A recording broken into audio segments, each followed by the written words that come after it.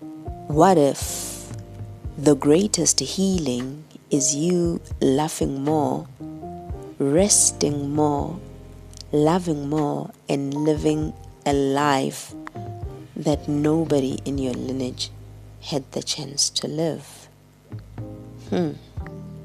Sanbonani, Dumelang, Togozani, sending you all love, because love is the highest, and I mean highest, vibration.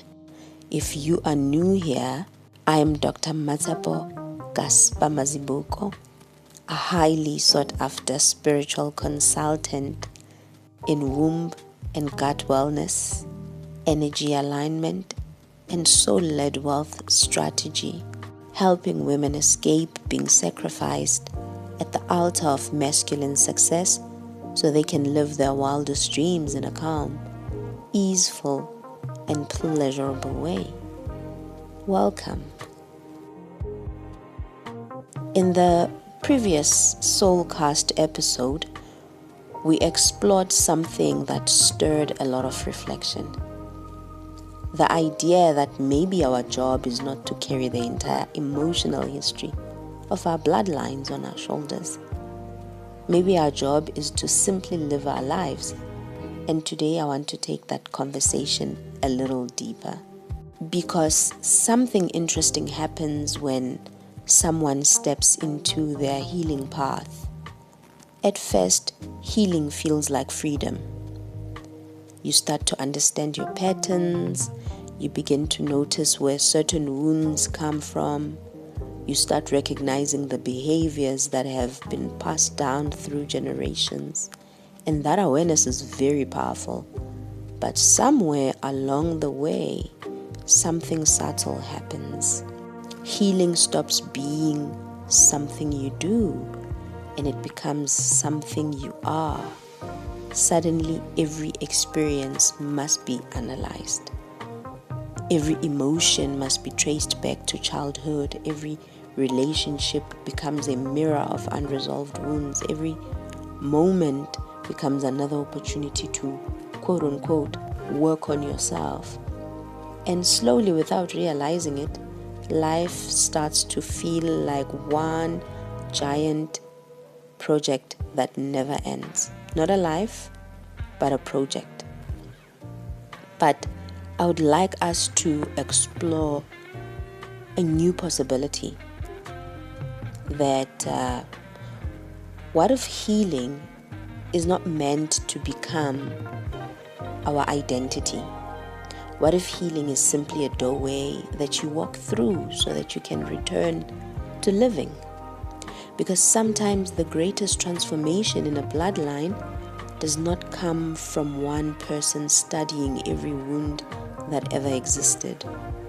Sometimes it comes from someone simply choosing a different experience, such as choosing love, choosing peace, choosing rest, choosing prosperity, choosing relationships that feel nourishing instead of dramatic, choosing to laugh without guilt, choosing to experience life without constantly asking, what does this say about my trauma? You see, our ancestors did not survive everything they survived so that someone in their lineage could spend their entire life studying the pain. Sometimes they survived so that someone one day could finally experience ease. And let me tell you something. Ease is not laziness. Ease is not avoidance. Ease is often the sign that the nervous system has finally realized that it is safe to relax. It is safe to live. Sometimes we think we honor our ancestors by carrying their struggles forward. But maybe we should start honoring them by experiencing what they never had the chance to experience, such as joy, rest, freedom, and love without suspicion, prosperity without shame, a life that is not defined by survival. So maybe the question today is not how do I fix everything that happened before me? Maybe the question is, what kind of life am I allowing myself to experience now? Because when one person in a lineage begins to experience peace, that peace travels further than we think. And sometimes the most powerful way to change a bloodline is not through struggle. Sometimes it is through living well. So the question is, do you feel worthy of living well? Are you allowing yourself to live well? Let's explore this conversation even further on our next SoulCast episode.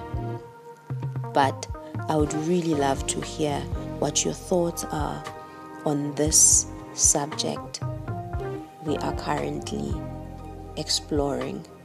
So you can leave us your comments, share your thoughts via email, or simply join our WhatsApp group where you can contribute to the polls that result in these very deep adult conversations.